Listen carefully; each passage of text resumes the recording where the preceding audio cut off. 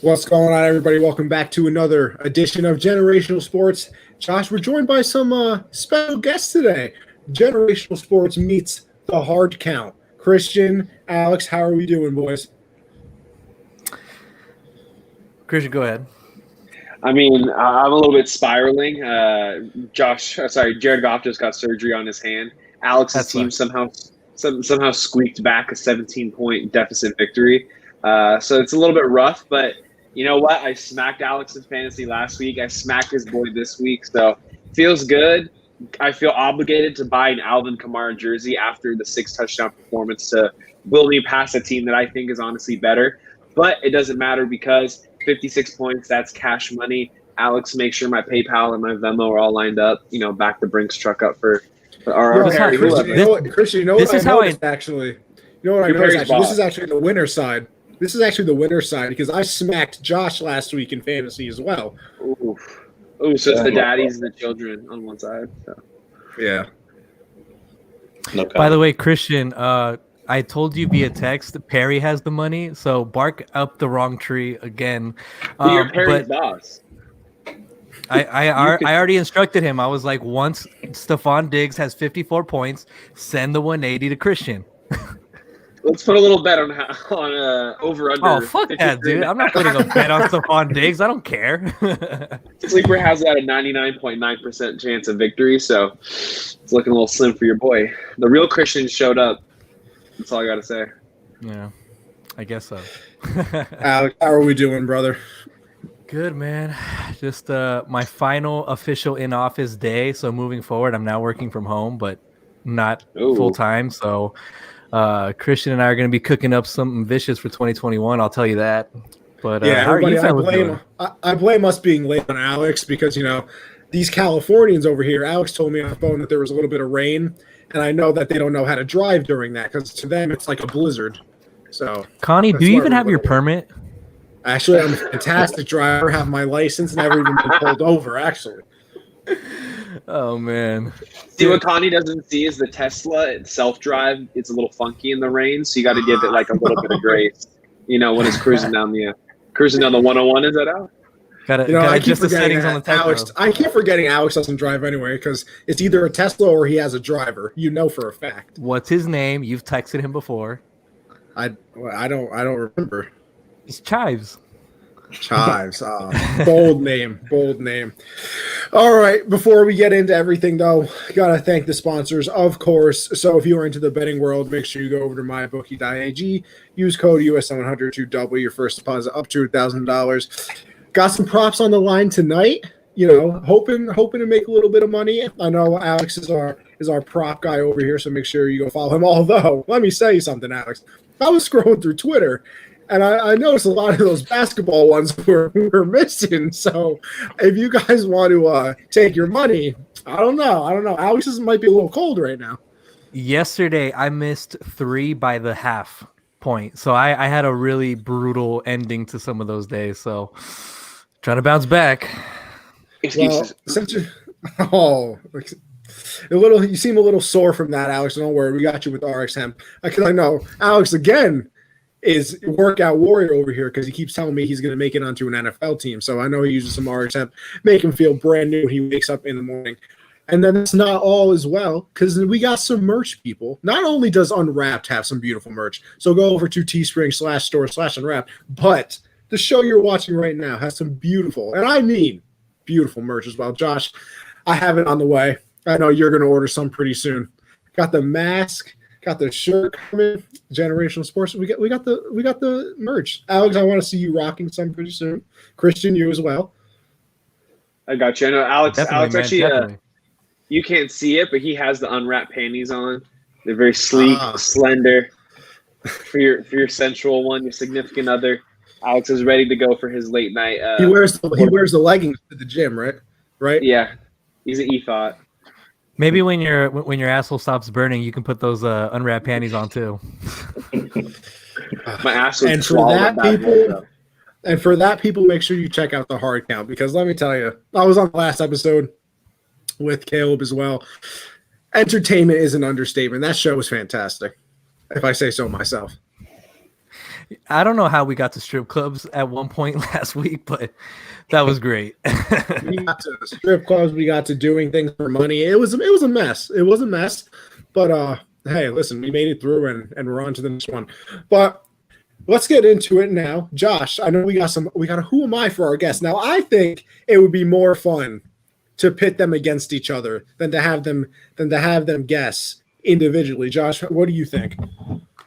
I do too, but do they have one, or am I gonna send them? No. I say we just use this as a competition between them.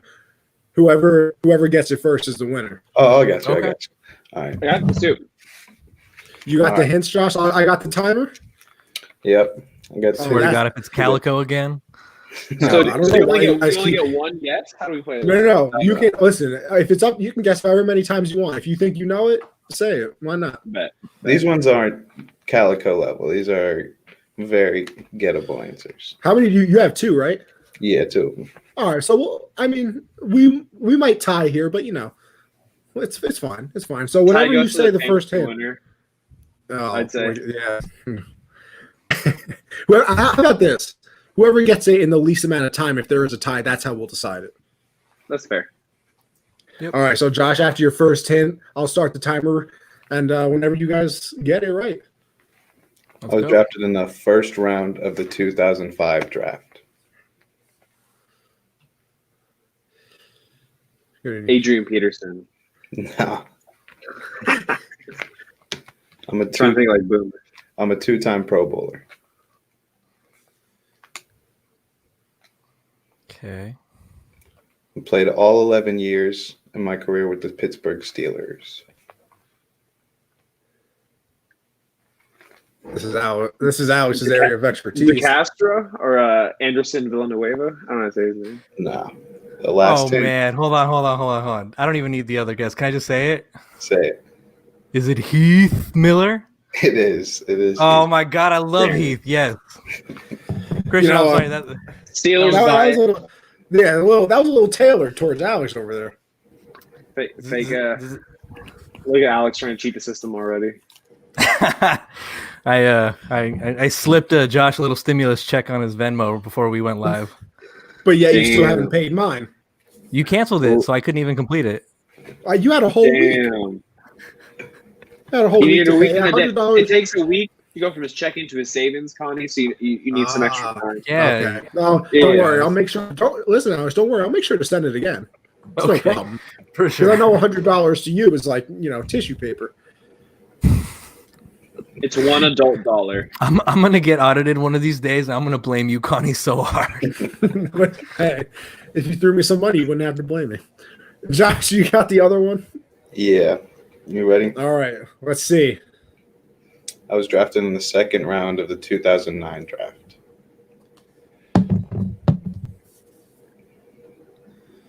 Seven of my 8 years in the league were with the Rams.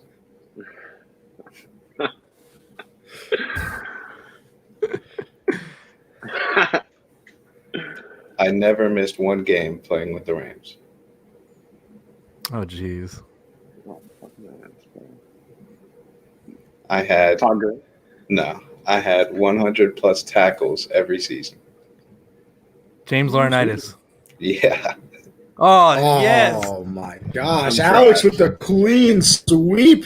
The clean 2-0. Alex is like 7 years older than me, so he's seen more football than I have. I had no No. clue he was the franchise leading tackler too. I was Connie, do you want to know how I was able to recognize Laurinaitis? It's in the I have. fucking background. No, it's the same way that Connie knows some of these players that he picks from Madden Ultimate Team. Yo, I'm telling you. Ultimate Team really be having me out here a lot smarter than I actually am. Because I play with people on Ultimate Team, and then all of a sudden I'm like, oh, I absolutely know who they are. Christian, do you know who Tyrone Calico is? No clue. no one All does. right. Not a single human being on Listen, I earth. don't know why you guys keep hating Nah. on my man Tyrone Calico. Greatest 2-year stretch of a tight end wide receiver of all time, clearly. Get him on the show. Yeah. He's like, Don't worry, I'll hit him up right now after he makes up a game-winning touchdown for me in Madden Ultimate Team. By the way, just saying, we started Gaming Unwrapped. So if you're into gaming, make sure you hop over there. I've already posted some clips. I'm kind of a god, just if I say so myself, but it's something light. Do you have Christian a skill cape yet? What'd you say? A skill cape? You never played OG RuneScape back in the day? Is that before your time? Nah. Wow. That is before my time. I know a few people that do play it, but I didn't play it. RuneScape was a part of my time, and I didn't play it. Wow. Oh, so that means it's really old then. Okay. Yeah, like 1985? Yeah, probably something around there. Just all I know is Jesse Clark made me feel really young in the chat today, which is a good bonus for the start of the week. Listen, that was. I'm sorry, Jesse, if you're watching this, but that was the oldest statement I've ever heard in my life. I said "say less" to somebody, and he said, "I don't know why he keeps telling you to shut up, but keep talking." And I was like, "Now that is an old person speech right there." Oh man! Oh my god! Oh Jesse. But let's get into what the people are here for. The Monday Night Football game tonight, we got Bills and Pats. I know that I definitely have a stake in this game, not only being a Patriots fan, which I'm not going to lie, I'm putting that to the side tonight. I'm putting it to the side because I need 16 points out of Josh Allen in fantasy to win my fantasy championship game tonight. So, Josh Allen, you want to go ahead, throw 4 touchdowns in the first quarter to ease some of my anxiety. Have fun with it. It's no problem. But with that being said, the Bills are on fire of lately. I don't know if the Patriots do have a chance tonight. Do you guys, Josh? What do you think? No, I don't think they have any chance of winning this game with the way the Bills are playing and how bad that offense has been lately. Just not able to move the ball to the ground or the air. And the Bills' defense has been playing really well lately, and I'm pretty sure I know Gilmore's out. Pretty sure J.C. Jackson is too. So Josh Allen's just going to have his way with that secondary today. And I don't think it's going to be a close game at all. And I say that because I did take the spread on the Bills. Alex, what you got? Yeah, no, I got the Bills in this one. I am completely off the Patriots wagon. I did one of my season-long bets was for them to hit the over on their wins. Going to take the L on that pretty soon after this week. But give me the Bills in this one. I definitely think they're going to, take care of business here. And then Stephon Diggs is going to break the single game receiving touchdown record, which is 5. He'll get 6. Shout out Christian. You mean Stephon Diggs? What did I say? Stephon Gilmore. You said Stephon Gilmore. Oh my God. Am I off the sauce You already? have no idea how many times I've done that on this show, though. Even I always almost say Gilmore, and it annoys me to no end. Yeah. Prayers up to Gilmore. Speedy recovery, man. Facts. I my man's back. The second best cornerback in the NFL behind my boy Jalen Ramsey. But yeah, I think the Bills will win tonight. I'm not going to say it's so easy. I took the Bills money line. I don't know about the full touchdown. Or sorry, it was -7.5 when I had looked at it. So Bill always finds a way to keep it close. So do I think it's going to cover the spread for you, Josh? More likely than not. But I don't know. Bill's just a crafty dude. He's a little bit vengeful when it's an in-division game. So I wouldn't put him past him if it's like a 3 or 4 point game for some odd reason. But I think the Bills win, and I also think it's going to be a low-scoring game under 47. Bets Unwrapped over there, Alex. They do a nice little weekend super parlay, like $5 to win $100,000. So once Alex hits it, he's going to text me and call me a douche and peace out. Never talk to me again.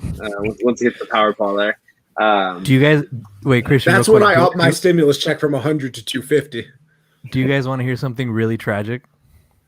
What is it? So Corey wasn't on the show this week. It was just me, a new member, Matt Kitagawa, and our power parlay was perfect in the early games and the afternoon games. But I guess Corey added Brown's money line to it. So, wow. Yeah. It was when he told me, I was like, I can't even be that mad because he was just trying to get a little bit extra to sprinkle it. But oh man, when he told me that, I was at the gym oh shit, this hit, and I was like, and then Corey texted me I fucked up. I was like, no. I was like, damn. What? Did it come down to just Brown's money line? Luckily, another one missed. But okay, at least you can live with it then. But imagine going perfect on the majority of them, and then just hearing that while you were still perfect. Like that was tough. But I mean, can you really blame him for putting Browns money line as a little bonus? I couldn't blame him for that. You yes, can, I can definitely blame him. Yeah, well, you see, I almost never bet again after week 1 of the NFL when the Eagles decided to blow a 17-0 lead and screwed me out of $2,000. But I refuse to talk about that anymore because it hurts my feelings every single time I mention it.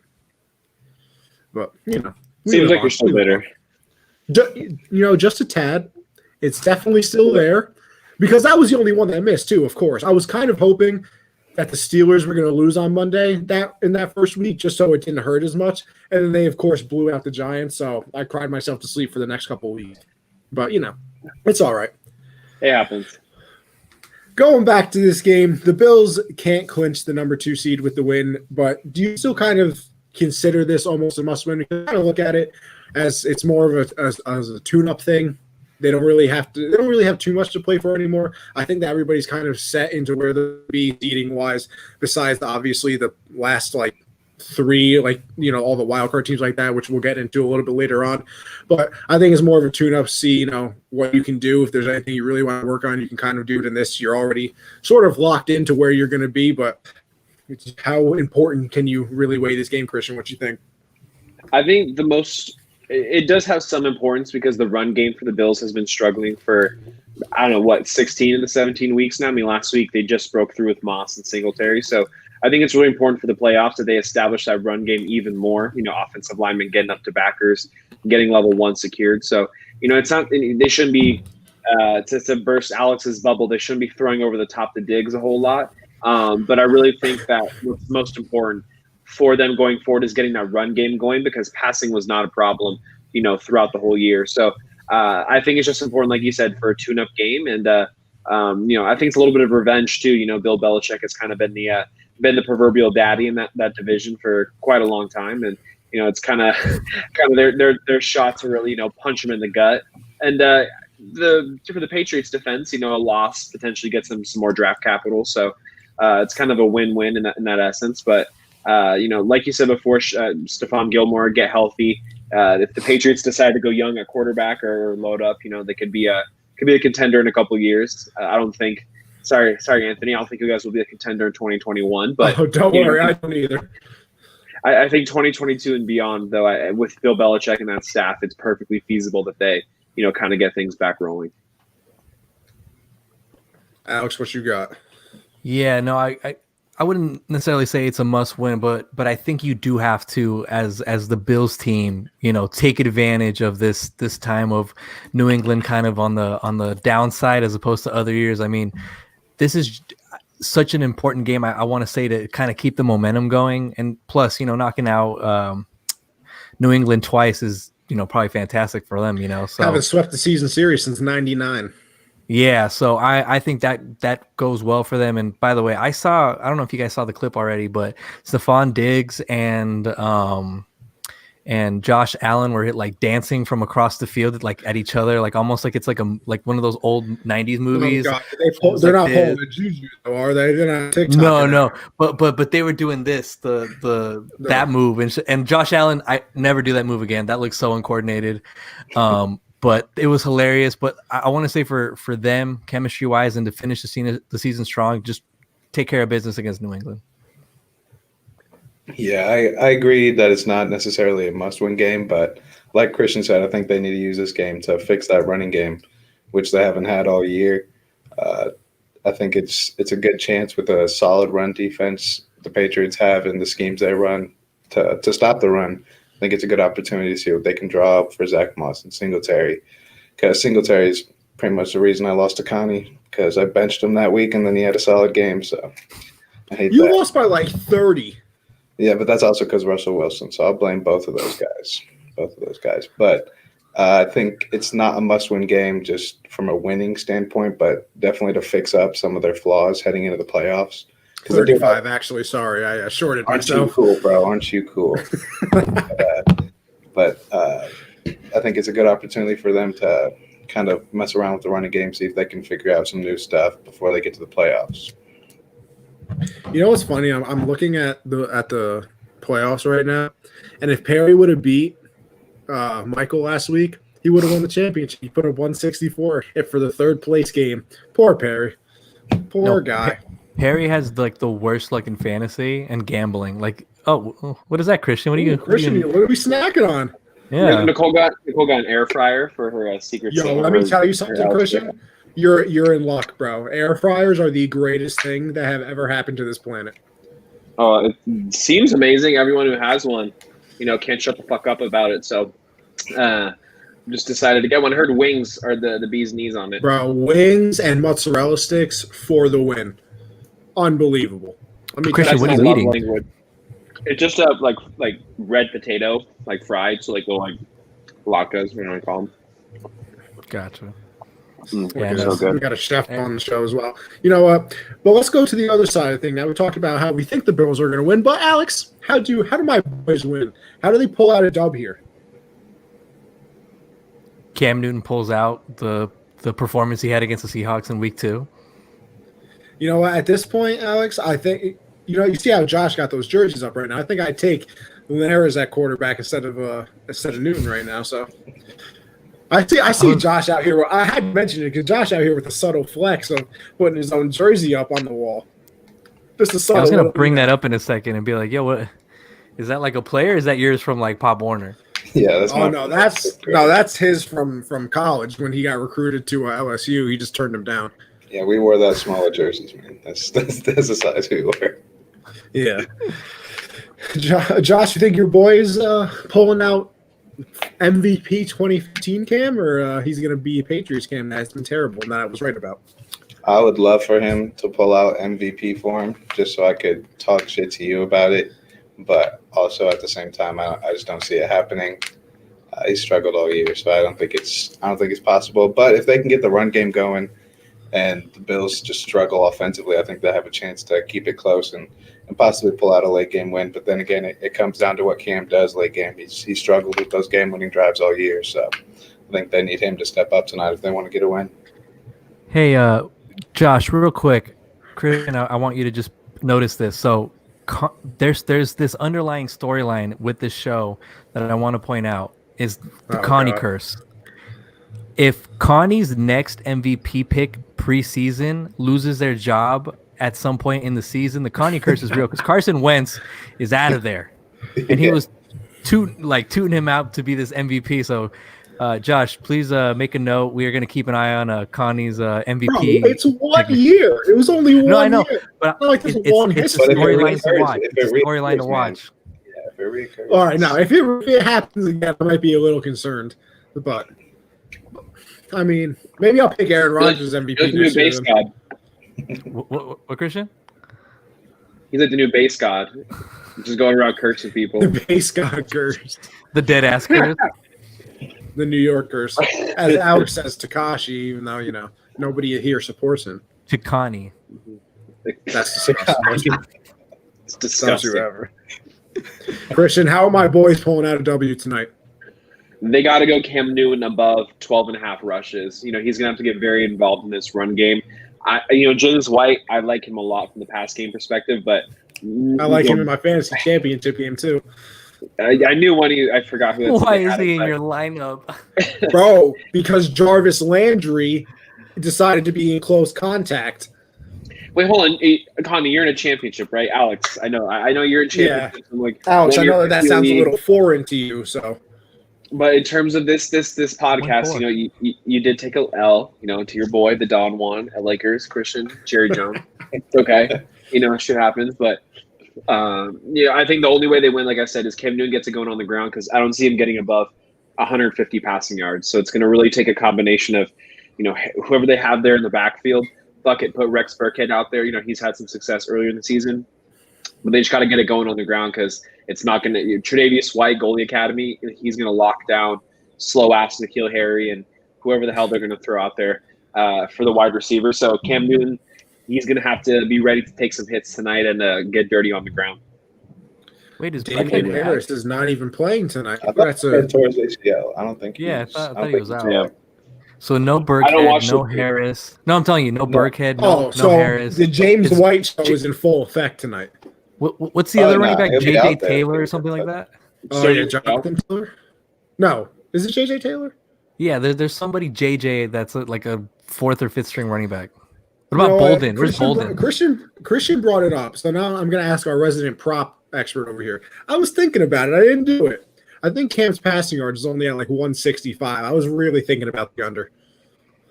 Give me a quick second. Let me pull up on. I'm also a little upset because now I got a little bit more money to play around with because I took Damian Harris over 41.5 rushing yards, but I just got the update that he's out tonight, so I got a little bit more money to play around with. I might have to throw it on Cam Newton. Cam Newton under. Yeah, how do we feel, Alex? Currently, Cam Newton and Lamar Jackson's passing props are the most tempting, but also like, do I do it? Let's see, Cam Newton is currently at 168.5, so it looks like it's gone up since you look. 168. I might have to shoot the under right now. Let's see. In his last, I don't think he's gotten over 100 yards since week 2 anyway. He had 209 last week, 119 the week before. Then he was under 100. 119 and under 100. Unbelievable. You know what, man? That's with the numbers, the numbers Josh, make total this is sense. your king. This is your king. You just completely ignored that he had 209 last week. You just went straight to the ones that hit the under. Dude, they play. Even 209 is not good. It's the over. He had 365. He had 274 against the Jets and 365 against Houston, but their defense is pale in comparison to the Bills. He had just in terms of he had 174 against the Bills last time. So the over. So kind of you're real confident over there. No, I am real confident in the under. In fact, I'm going to do it right now. That's exactly what I'm going to do. Bet that live. Josh, if it doesn't hit, we're going to taunt him, okay? I can't wait till he throws for like Connie, I'm going to tell you right now. We're going to go under. See, this is why I like Christian the most out of everybody on this show. Thank you. Because he knows what's up. He knows what's up. He knows, I support Josh and Alex have a little great explanation for why you like him. He knows what's Josh and Alex have their little bromance. I think me and Christian are, great friends as well. So you know what's kind of funny too is that Connie, your background and Christian's background is kind of similar, and then Josh's background and my background are kind of similar.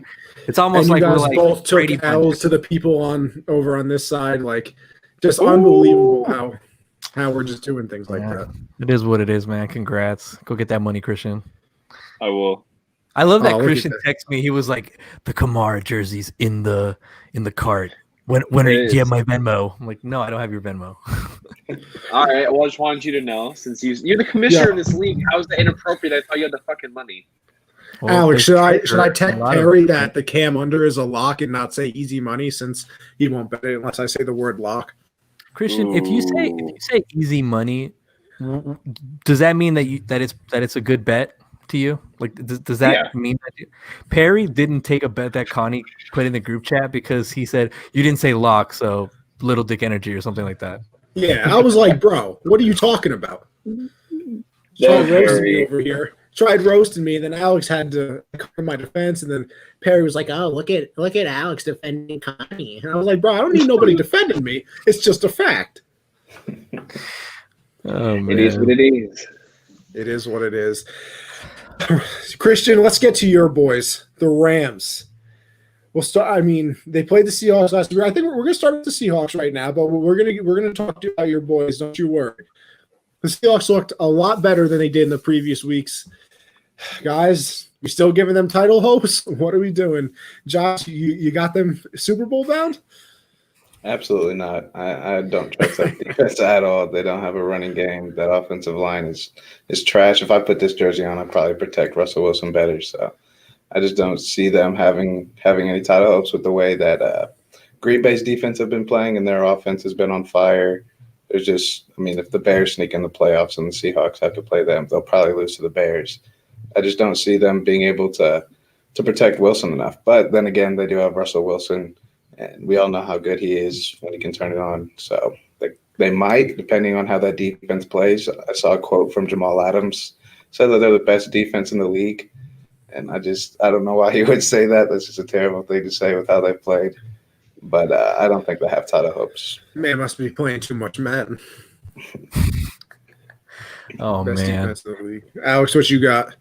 Yeah, I mean, obviously when you have like the wizard that Russell Wilson can be in the games he has performed in. I don't know if you remember last year's Rams game when it was like a really back and forth game, and just the way that Russell Wilson was able to extend the play, make things happen. When you have a quarterback like that, you're in those games, but it's just the protection is really hard to depend on, and defensively, that's just.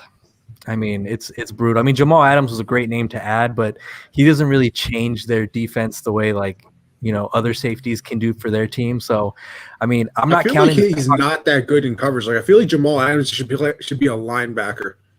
Didn't he just get the most sacks for like a DB or something? Yeah, he has like the most sacks in seasons by a DB or some crazy thing like that. Like in the box, he's one of those run support guys, definitely. But I think the Seahawks needed somebody to kind of be like, to the effect of what Minka did to the Steelers, where he came in and like our secondary all of a sudden started playing better. Like that's what I think, most fans initially thought when they got Jamal Adams. But yeah, can't count him out, but I'm not the most confident in him. And Seahawks are my pick to make it out of the my preseason pick to make it out of the NFC. So it's looking tough right now with some of their recent performances.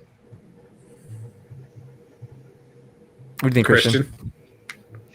I still think my Rams got a lot of hope. We can get Jared Goff's broken thumb healed up here pretty quickly. Give him the adamantium, the vibranium, heal his hand right up. Throw him right back out there. But, I think there's too many holes on the Seahawks, like you said. Their defense, they are vastly improved, getting, Jamal Adams and Dunlap in there and kind of fixing up their front seven. I just still don't think they have it all the way to make it to the Super Bowl. Like you said about Russell Wilson, yeah, he is really clutch, but he's kind of fallen off a little bit here towards the end of the season. He wasn't what he was the first 10 games of the year, so I'm not as confident in him right now as I was, let's say in like October. What I want to ask you guys too is, basically Jamal Adams and Jalen Ramsey were kind of traded for the same amount, 2 first-round picks. Jets gave up a little bit more. They had to give up a player as well. I don't think Jamal Adams has had the impact that Jalen Ramsey has. You talk about the tone being set with Minka Fitzpatrick. I feel like the Rams defense, that back five really is so much more aggressive because Jalen Ramsey really comes down there and smacks someone in the mouth. You look about when they played the Dallas Cowboys, he locked up Michael Gallup and he smacked the fuck out of Amari Cooper. So, Jamal Adams, it wasn't the move. I'm not saying that they was a bad trade. I think they definitely overpaid. The Jets won that. They'll probably be the benefactor in the long term, but I don't think they have it this year. Honestly, if Jared Goff comes back, I still think the Rams are a better team than the Seahawks. Yeah, except for the fact where pre-thumb injury, Jared Goff was struggling. That offense that, I definitely believe could be that fast-paced offense that they had before. It just wasn't happening these last couple games. But yeah, no, I think I agree with you. Ramsey solidified the secondary, so Aaron Donald in that fearsome front could get to work. So I definitely think Rams got the bang for their buck for what Christian brought up. No, yeah. I think, like I said, I feel like Jamal Adams didn't change anything in a weird way. Like I feel like he was just like a big name that everybody thought was going to make a big impact because we knew who he was. But, I mean, if I'm wrong, go ahead and tell me, but I feel like he hasn't changed. I mean, look at them. They're still one of the worst defenses in the league. So clearly getting the player didn't really do anything, and it's not like he's a lockdown safety, coverage type of person. He really is somebody who will come up and, smack the soul out of you and then, get a sack every once in a while. He's not, I'll just bring it back to the Patriots because that's what I know, like Devin McCourty, who is kind of like a captain, quarterback of a defense where he's moving everybody around, things like that. But, just going back to the Seahawks on the offensive side of the ball as well, I think the offensive line gets talked about a lot, and I think we all understand that. The defense gets talked about a lot. We obviously know that they're bad.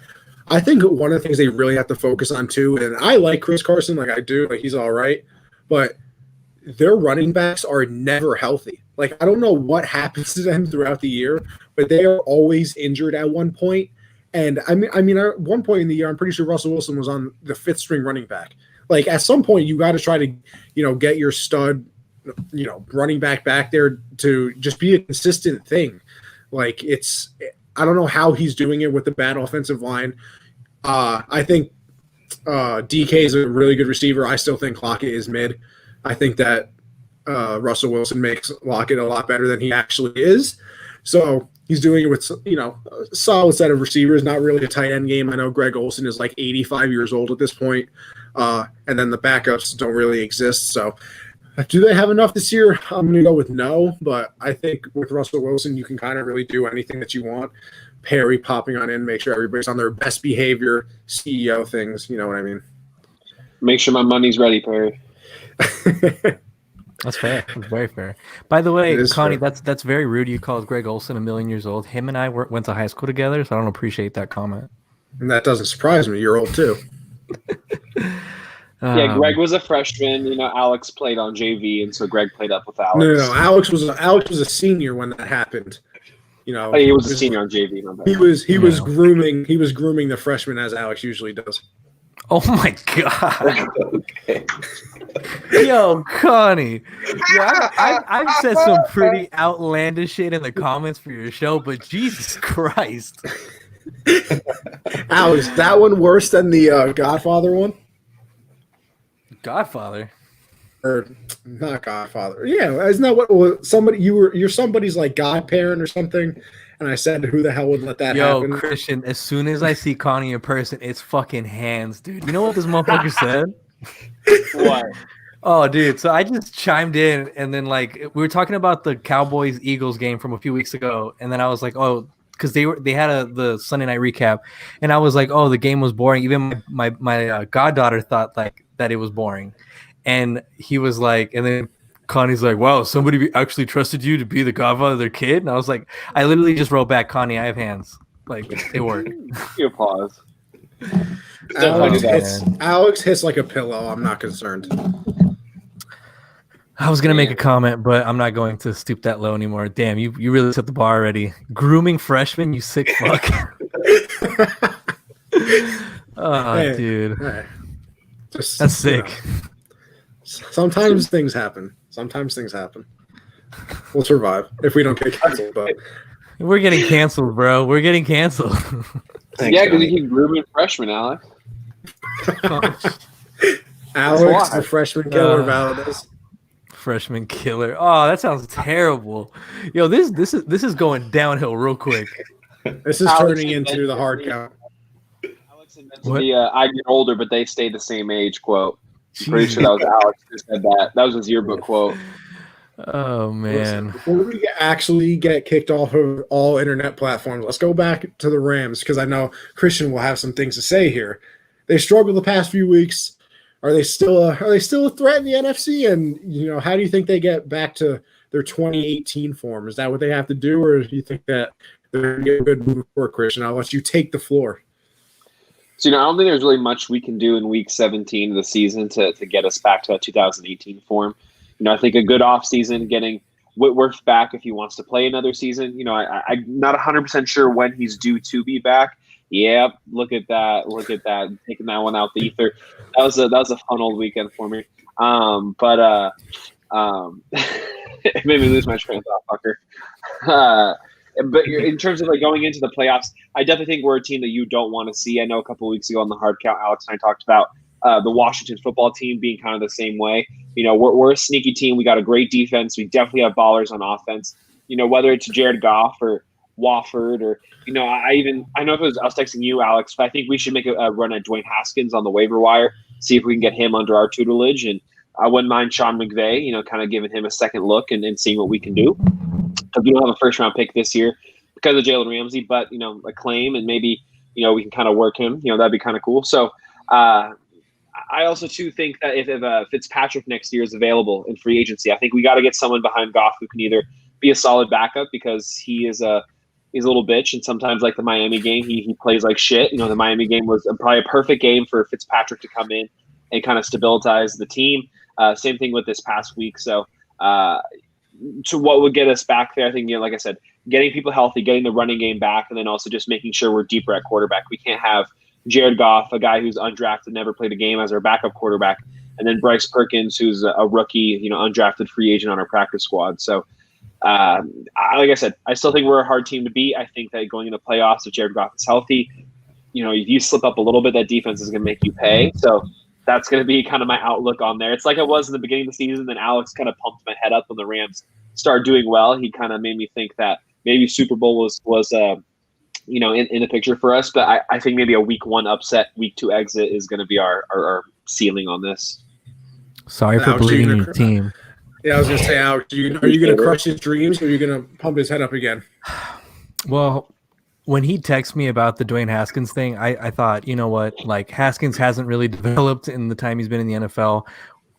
Getting under the tutelage of Sean McVay, I think if somebody can get something out of him, it's going to be McVay.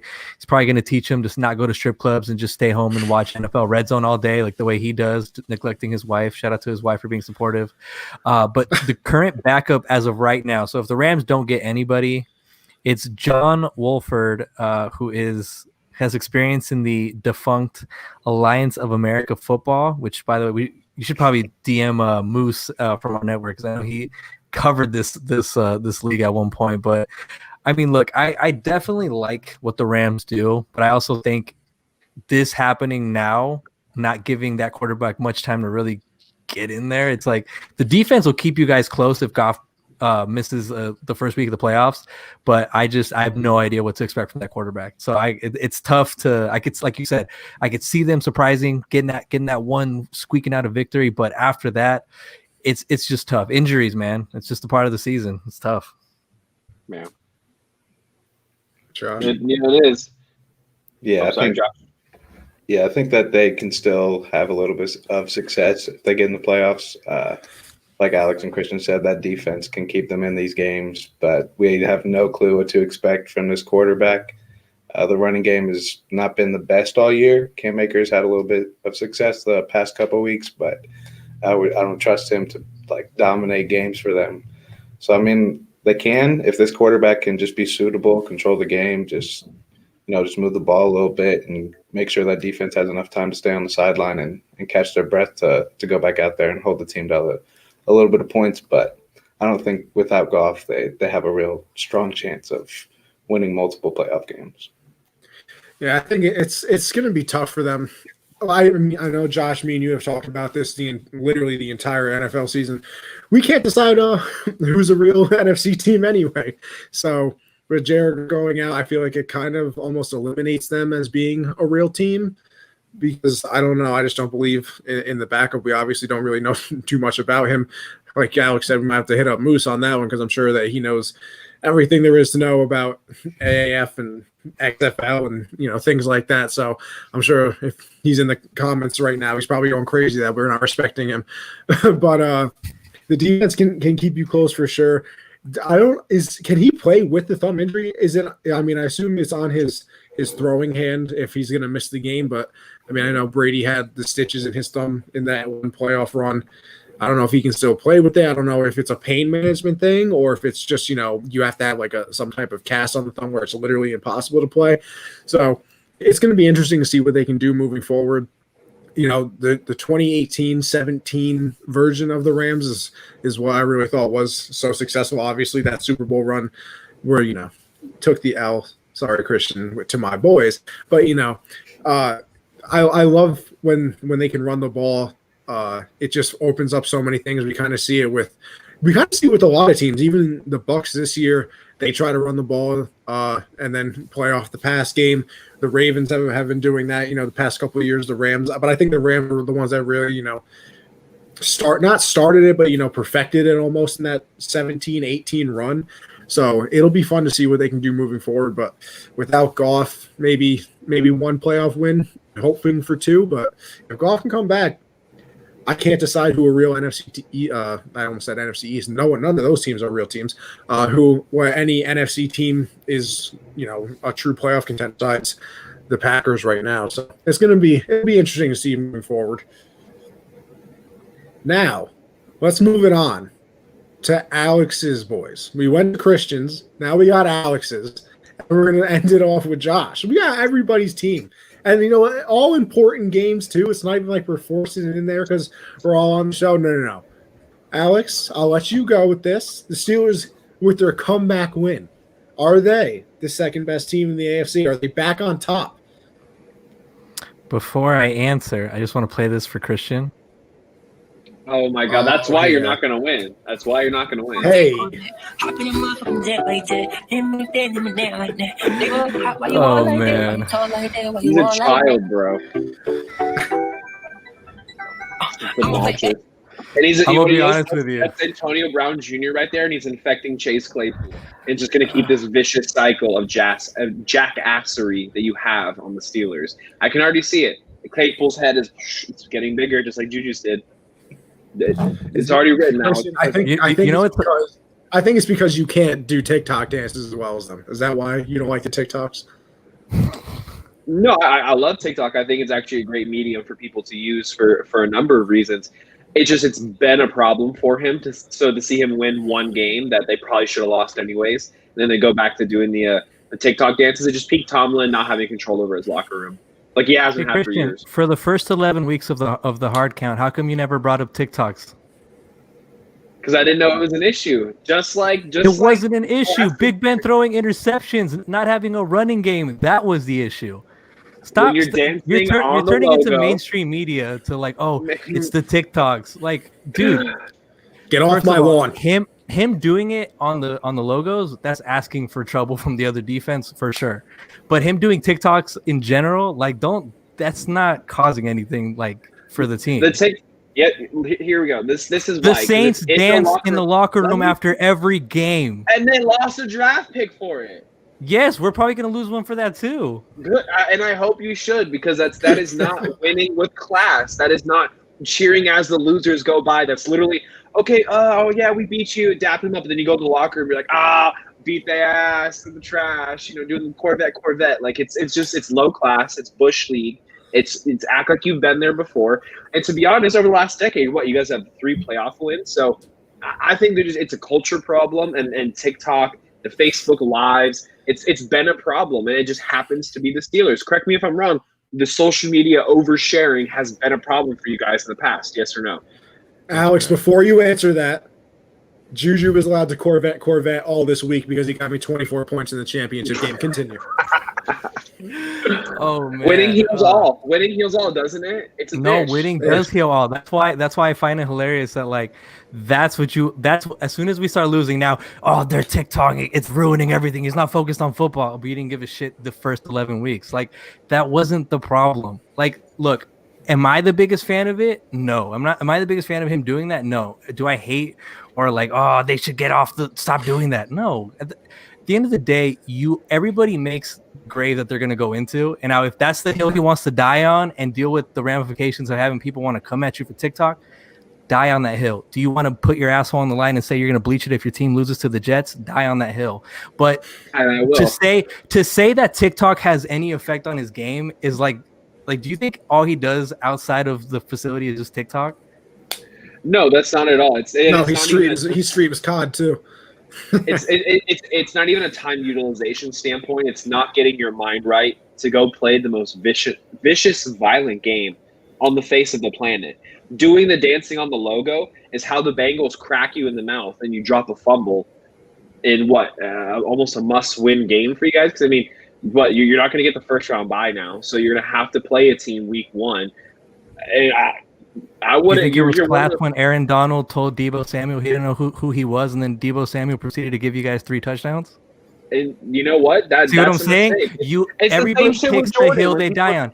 Everybody picks the hill they die on. If that's the stuff you want to do, you just have to live with the ramifications. I'm not saying, hey, this is a great look, but at the same time, it's like everybody has their own like thing that they do that's not classy. Like Aaron Donald going up there pretending he doesn't know who Deebo Samuel wasn't classy.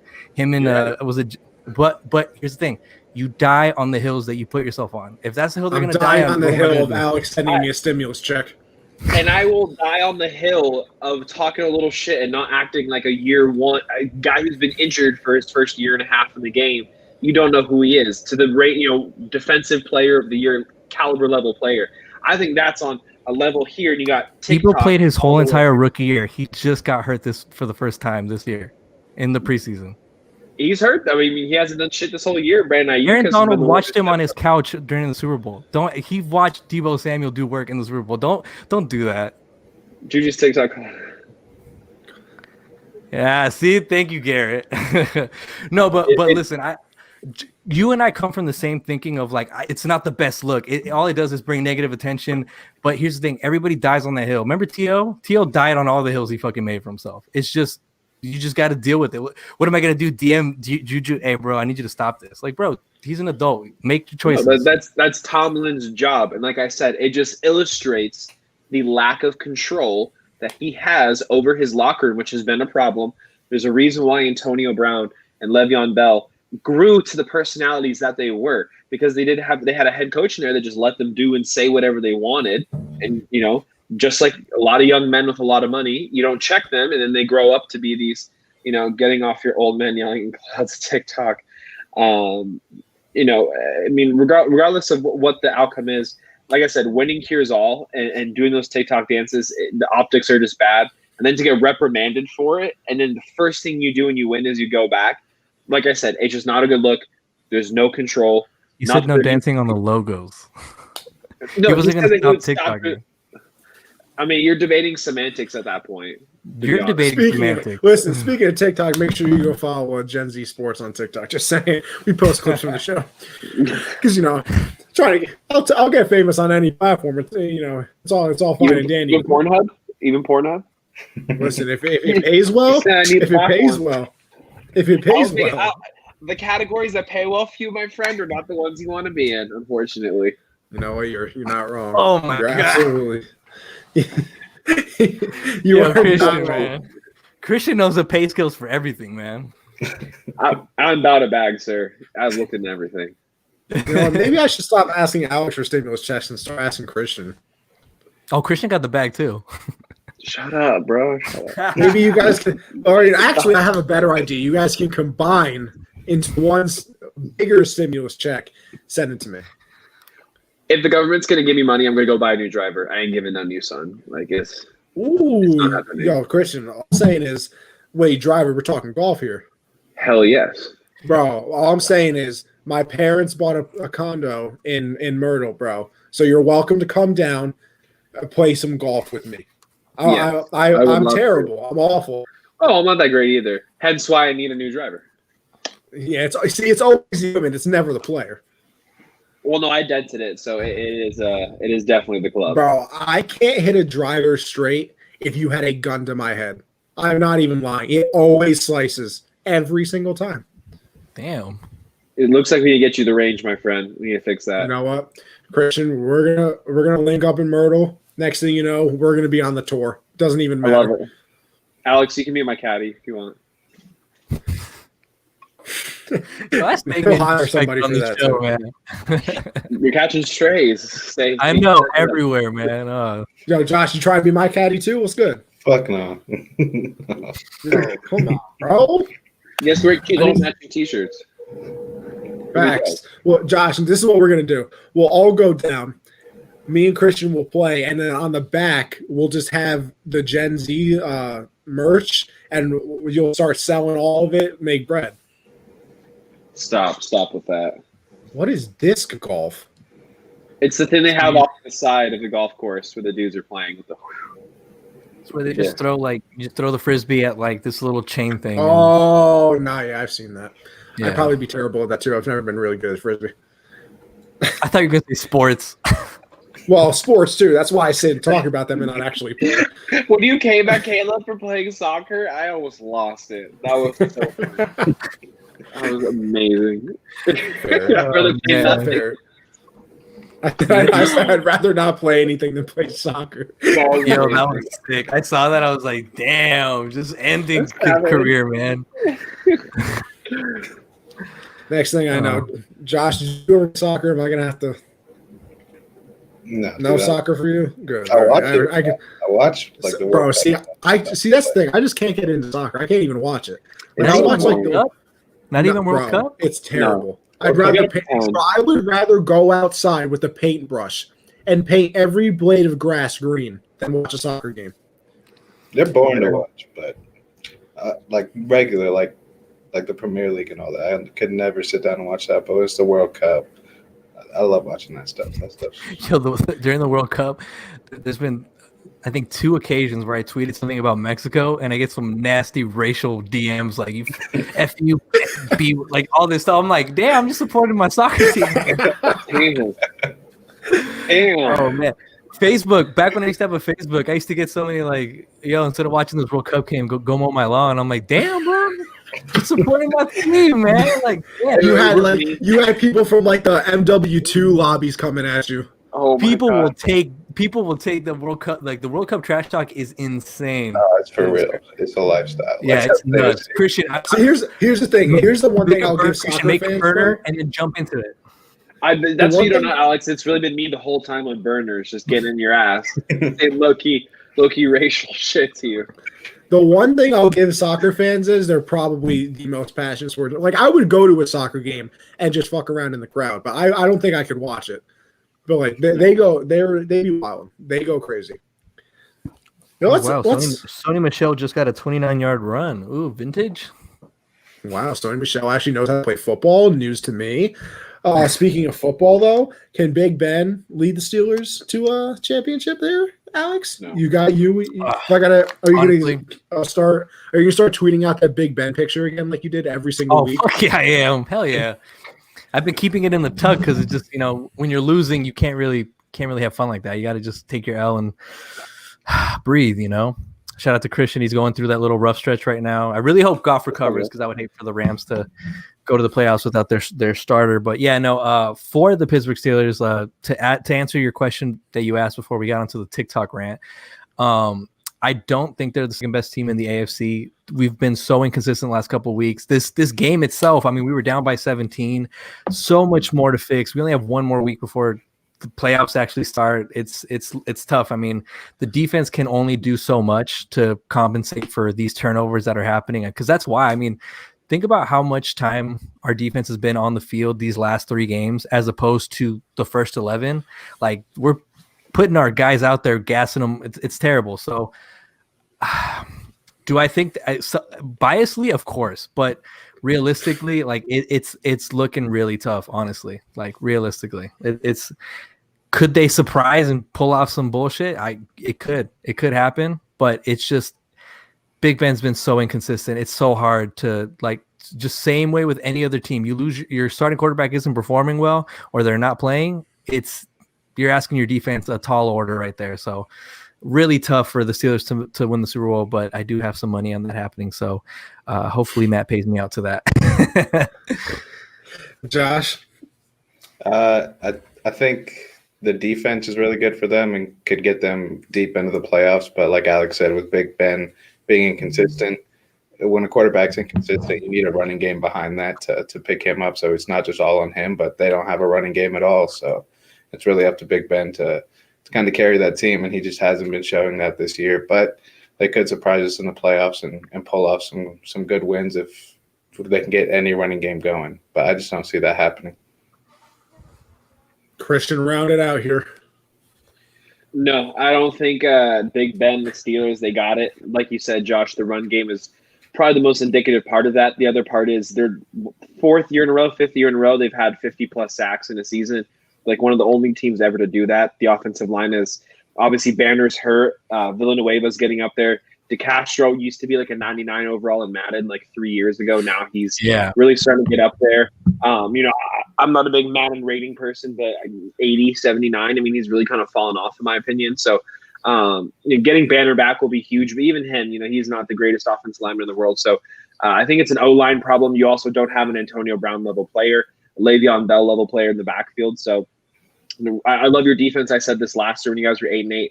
The Minkah Fitzpatrick trade humbled me in terms of my opinions on trading a first-round pick in that situation. But, Big Ben, I mean, last week he had that one pass down the field for a touchdown. He's like 280 pounds for no reason. He can't even sling the ball down the field because his arm's starting to go.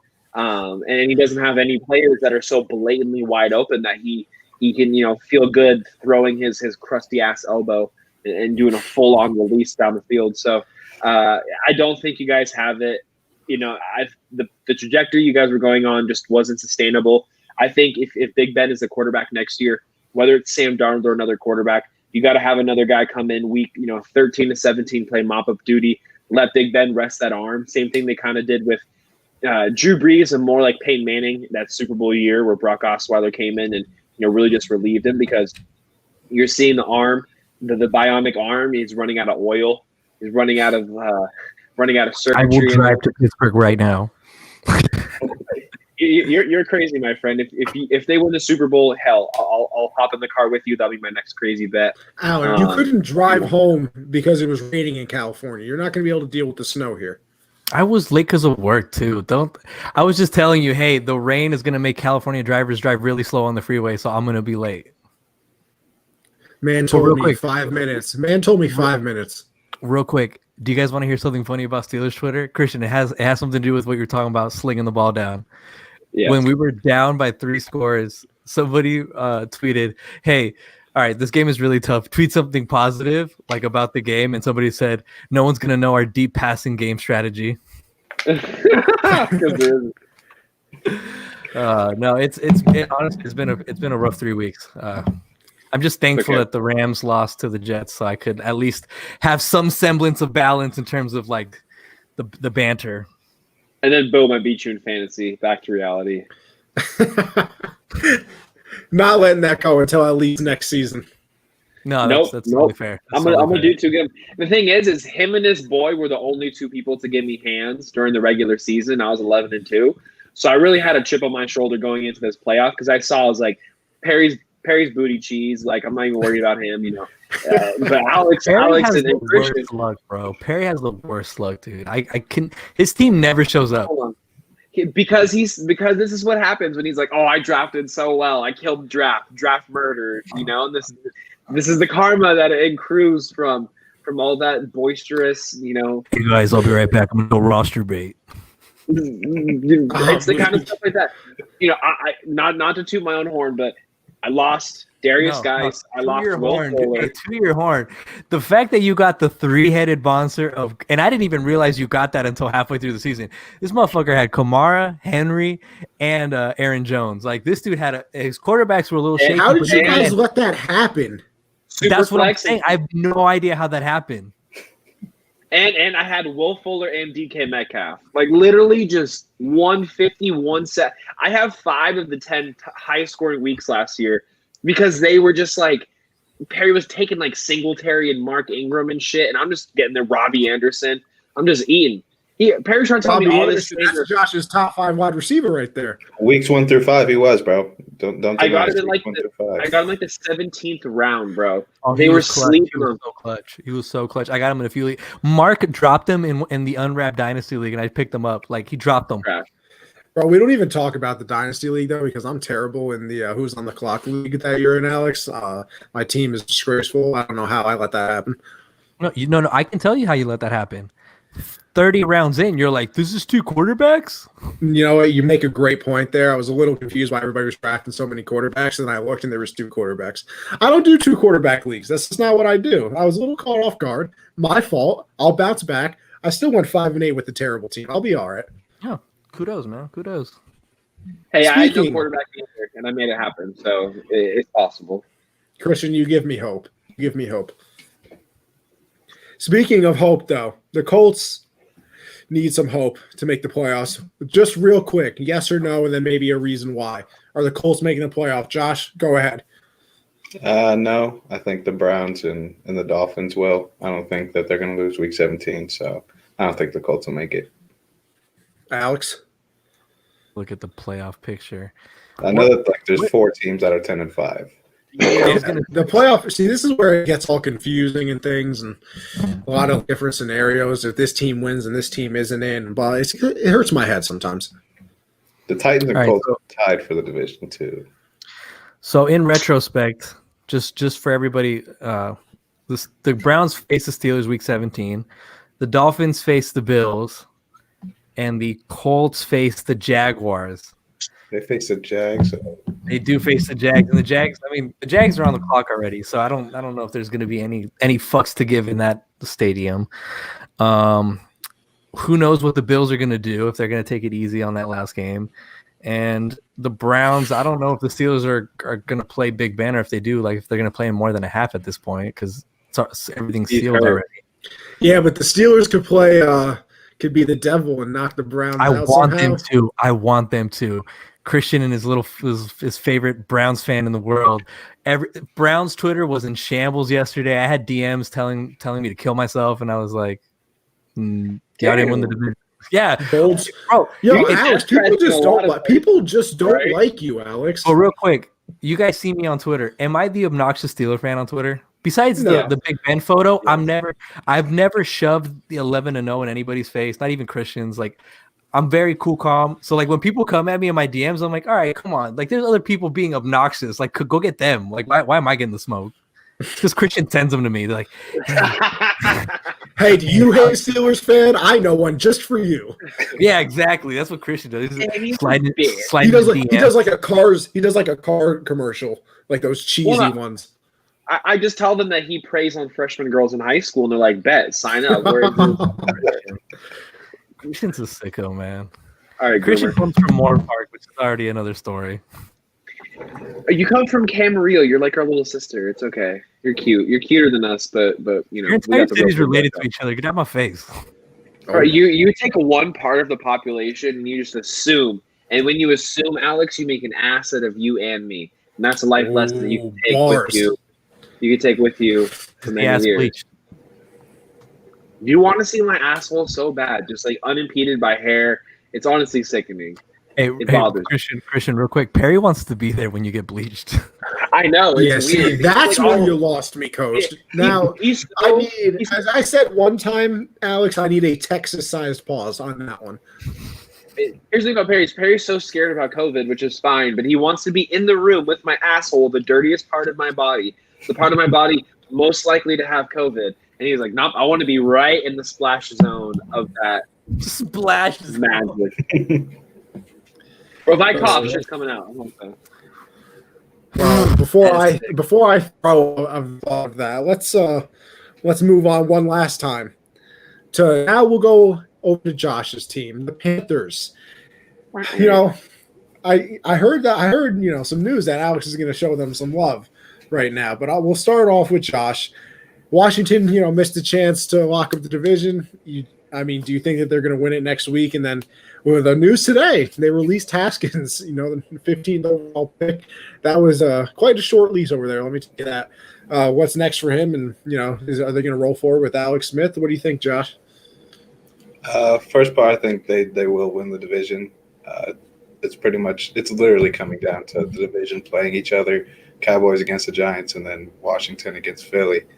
And I think Dallas will lose and Washington will win and lock it up and then go get bounced in the first round. So I think that'll be a nice little send-off for him. But Haskins, he definitely has been a dumbass all year, doing very stupid things. He was a captain of that team, and he didn't act like it. And he got stripped of that, and then he got kicked off the team. He's played bad all year too. I don't think he's done for, though. I think he still has a lot of talent, a lot of potential. I think if he finds the right team, I know Christian said earlier that the Rams could pick him up, could be an option behind Goff. I think if he just goes to the right system, it could be good for him. And for their quarterback, I don't know if the league messed up. I think Dwayne might have. I don't know there, Alex. Being in Washington is not the funnest thing. This season has been insane for them with everything going on in the organization. So maybe getting out of there could be good for him. But as for a quarterback for them in the future, I don't know if they get one in the draft this year. I don't know what's up with Alex Smith. Kyle Allen could be the quarterback next year once again, unless they sign somebody in free agency or do decide to draft a quarterback with their pick. But I don't know. I don't think it matters. I don't think they'll be a playoff team next year either. Alex, what we got?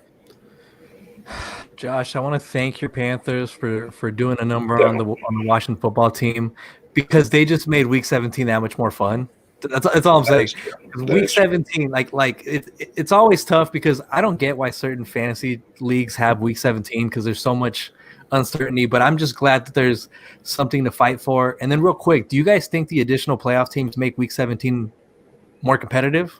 Absolutely. Yes. Oh, yeah. So I was against it at first, but I almost like it too because then now only the number one seed gets a bye, which means like the other teams kind of have incentive to just keep on securing their place, it might make all 17 weeks amazing, which I'm all for. For sure. Yeah. And Christian? Oh, wait, Alex, do you have any more? My bad. No, I was just gonna say, what a collapse by the Eagles. The Eagles had a real chance to surprise everybody, and having Jalen Hurts and what looked to be a possibly exciting Eagles team. I mean, throwback D-Jack's 81-yard touchdown, to just have them fall apart at the end, and God, Amari Cooper and Michael Gallup just embarrassed whatever that deep. My opponent sat Michael Gallup in the championship game, and I have never been more happy in my entire life because he has 32 points on his bench. Wow. Oh man, prayers to him. But yeah, let's go football team. Do it for Rivera. Yeah, Christian, how's Dwayne Haskins looking for you? So like I said before, if we're wasting a waiver claim on him, it's a win for me. I think that we need to get someone in there with some talent to kind of work towards or kind of put some fire under Jared Goff's ass. And no first round pick. It's not going to be one of the big guys. Talking about Josh's Panthers or even the Washington football team. I think someone like a Trey Lance would be perfect, or a Zach Wilson if you decide to go quarterback in the first round. I could see the Panthers potentially sticking behind Teddy Bridgewater for another year and trying to fill in some other spots. I think the Panthers are ultimately going to be a really successful team. I like Rule a lot. My biggest thing is I think you're kind of working against the clock with Joe Brady because I think he'll probably be a head coach sooner rather than later. So can you guys get some substantial growth before he kind of moves on and, takes on the Jets in 3 or 4 years when they kind of move on from the next guy they bring in there, because it probably won't work with the next guy. But in terms of Dwayne Haskins, if it's not the Rams, and I think the Rams, I'm kind of manifesting, but I think there's a real shot that we at least pick him up to back up Wofford or, potentially start. I think teams like the Patriots even could be a team, Connie. You guys are lacking. You're lacking. But here's the thing. When you have a guy like Dwayne Haskins who at one point had a shit ton of potential, I mean, he was a first-round pick 2 years ago. The only kind of place I see someone wanting to take him is a place that has a really strong infrastructure, really strong culture, which would be the Rams, the Patriots, even the Steelers, Alex, I think would be a suitable spot. I don't think Mason Rudolph is the future. But I think that just teams that need quarterback help, teams that need that have the available structure, because Dwayne Haskins, I think it was you that said it, Josh, he was a captain to start this year, and now he's, booted off the team. That's a dramatic drop off. And, I think there are some personality characteristics that play into who he is, but I still think he has some talent there. I think it's very similar to a Josh Rosen situation where they draft a quarterback high. It was in another regime, and now there's a new regime. And a lot of times those head coaches like to move on with the new quarterback. Shout out Josh. Your dog is beautiful. That is oh, sweetie. I love it. I'm a big dog person. Alex hates animals. I just want to put that out there for all my. I thought you were a cat guy. What happened? I thought we bonded over that. Yeah, I'm a dog guy. I love the pussy, but I've had dogs most of my life too. So I opened my heart up to cats. I definitely like cats a little bit more now than dogs because I have 2 pugs I had 2 pugs. I have one now, and they're the moodiest dogs on the planet. So that's kind of my whole story with animals. But I root for Dwayne Haskins. We've all made mistakes when we're younger, especially Alex. So, the jury is not out on the jury is not out on him yet. I think that, even like I said with Josh Rosen, I think both those guys still have a lot of talent. I think that, if they have a good team with like agents and kind of family members behind them, he can go to a different situation and still be successful. So it's just not going to fit in the Rivera scheme, in the Rivera era where Darius Geis, I'm not too familiar on his situation, but Christian backtracking, he's a Tiger King, 100%. But you look at, like I said, with Darius Geis, there was no ifs, ands, or buts. I'm not too familiar with the situation, but Geis could have even potentially played this year and then kind of pushed the legal stuff down the road and addressed it then. But he's understanding with the culture, and that if you're accused of those types of things and it looks like there's a good chance that you did it, you're not going to be a part of his culture. And that's part of the reason why Dwayne Haskins didn't get that much of a second look when he starts going to strip clubs, trying to be James Harden, but not putting up James Harden level numbers. Listen, Christian, I know you mentioned Dwayne Haskins going to the Patriots, but there's only one former quarterback high round pick that I want, and that's my MVP, Carson. So, Carson, if you want to come to the Patriots, I'll accept you with open arms. Anything over Cam Newton. So, No offense, Anthony, but Carson's had no wide receivers for 2 years. I don't think he wants to go to the Patriots and deal with the same shit. No, see, Christian, that's where you got it wrong. You got like $95 million in cap space. Bill is gonna say, "Listen, I don't know what a wide receiver looks like in the draft. I'm just gonna take them away from other teams." So he's gonna spend all the money on offense, get Carson as well, and then draft defense. That's my plan as the Patriots GM. I'm available for hire. I'll do it for a lot cheaper. So Connie is predicting Allen Robinson and Carson Wentz joining the New England Patriots in 2021. Hey, listen, all I'm saying is if I was a GM, I'm backing up the Brinks truck to get either one of them. Because right now, the talent level on the Patriots, non-existent. Lacking. I think Jim Irsay has something to say about your little run at getting Carson Wentz. I think that, like you said, are the Colts a playoff? As a Carson Wentz, somebody who actually thinks Carson Wentz is very good, I would love for him to go to the Colts as well because I think you'd do great. Yeah, I agree. You can put that in the Rolodex that the Patriots should actually do something. I'm not saying it's going to happen, but I'm saying they should. So I don't know if that's technically Rolodex material. That's fair. But let's make Josh happy real quick. Well, actually, he's a little upset with his boys, so maybe he won't be happy.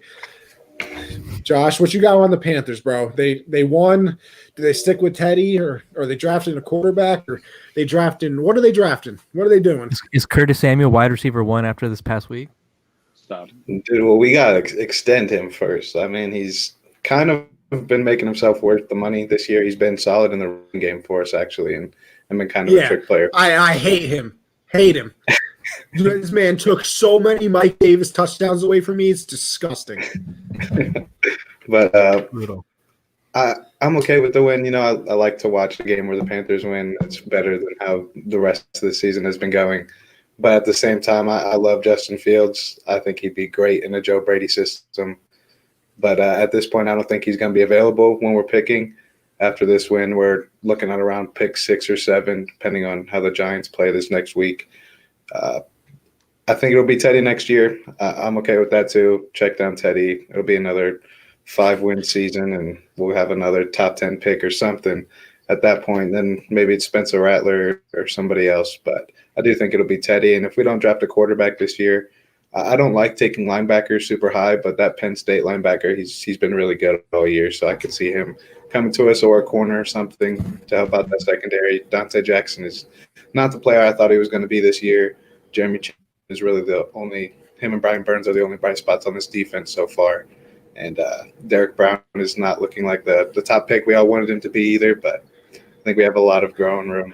Thanks, Michael. Now, Michael is only saying that Josh is smarter than me because he's a little upset that I'm going to beat him in the championship of our fantasy league. So I took down both co-hosts, both of them. So, It's happening, Christian. It is what it is, man. Like I said, it is what it is. Expected to start Sunday. And I forgot about Bortles back. About that. Second time. No, but what a legend. I think draft-wise, we just need to go straight defense. I was going to say Josh. I think our offensive line has actually been pretty solid this year with Paredes at center. He's been really good for us. But that defense is it's awful. So I think this whole draft we focus on linebackers and secondary. Alex?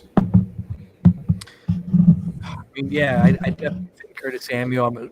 I remember entering the season, a lot of people weren't sure what the Panthers could do with him, just if he was worth re-signing and everything. I think Curtis Samuel, to me, is one of those players that, it was time to put up, and he definitely did. He stepped into the role. I mean, a lot of those touches were McCaffrey's, but the fact that he was able to do something with it is very impressive to me. I was very happy to see that. Do you guys think where do you guys think Mike Davis goes next year? Because I have a really I have an inkling he just turned Seattle. That actually makes a lot of sense. It'd be a second time.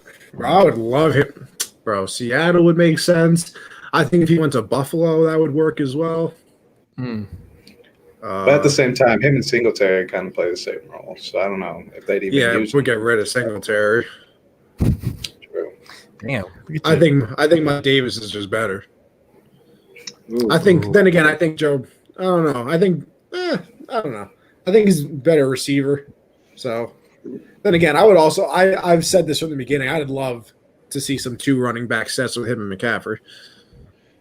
Hey Josh, who do you got money on in this year's NFL mock draft? GM Connie or GM Christian? Christian did a number this past mock draft. Finesse. Who you got? And I got Justin Herbert too. I'll go GM Christian for sure. Yo, that's a wild fake, bro. That's top Connie, tier. You're fake. not familiar. You're not familiar with the moves that I did. I'm next Christian level. fixed the Detroit Lions, dude. It was insane. Yo, honestly, I wasn't a part of Unwrapped yet, but I was like still following you guys, and I remember when you everybody tweeted out the final mock draft of like the first round, and I went into the comments. Oh, everybody it was like, nasty. "This is the most unrealistic thing ever. This is the dumbest draft." I was like, "Damn, bro!" I was like, "These guys are just trying to have some fun." The haters. Don't worry, I'll be I'll take over the Patriots this year, and we'll be rebuilt, become the best team. Might have to make a call to the Jags for the number 1 pick, give everybody plus their grandmother's cooking. So I'm pretty sure I made a trade with Christian in the mock draft. Pretty sure I got the Chargers Matt Stafford or something like that. Yeah, right. Oh, and I got Justin Herbert. Did I not? Yeah, I think that's exactly what happened. I think I won that trade a little bit. But I'll talk about you. The shock factor. I was like, man, screw it. You said the shock factor. I mean, Matt Stafford to the Chargers too, though. They got good offense. I love Matt Stafford. I think he just needs to get out of Detroit. I agree. I think he is. He's been underutilized, same way that Andrew Luck was. I don't think he's quite as good, but just wasted away with shitty offensive lines and subpar supporting cast. If you guys don't go offensive line, Josh, I think you either said Micah Pearson's or that cornerback out of Virginia Tech will be a really good addition to your guys' defense. I like Trey Lance a lot, but even getting Kyle Trask or I'm kind of blanking on some names here, but Jeremiah Newman, I think I should go quarterback in some form or fashion. I don't like PJ Walker as your all-time backup. I think that you should give Joe Brady someone to work on. XFL legend. 2-glove Teddy, I don't think gets it done in the Super Bowl with the roster you have right now. So I think it's better that you guys build under someone, even if it's like a kind of a shot in the dark type pick. Felipe Franks out of Florida and Arkansas could be a good little backup for you guys. But your offensive line definitely has improved. This is a good offensive lineman draft too. So you probably won't get Panay so well, but maybe you trade up back into the late part of the first round, or you trade back out of that pick and get some more, like second round or first round futures. I just don't think that there's necessarily a clear path for you guys. I think it's really muddled. I don't think Rule has a clear path right now because Derek Brown didn't pan out like he should. He's not going to be Aaron Donald. Your defense has a lot more work to do. Went all defense with your picks last year. And like you said, with Jeremy Chin really kind of being the only one out of there that can really ball, I don't know what direction you guys go in, but I hope you make some moves, you make a big splash in the draft, and you guys at least have like a clear path going forward. Because if you guys are a top 10 pick again next year, I just think it'd be a waste of Teddy Bridgewater, be a waste of Joe Brady, just a waste of you as a fan. 2 years of your life being, no hope for the future going into 2022. So you guys better not waste my man McCaffrey's career either. I agree. And even though he fucks me over in fantasy, I think Alex has said unbelievable. Christian, I was told Alex this because I'm on the phone with him.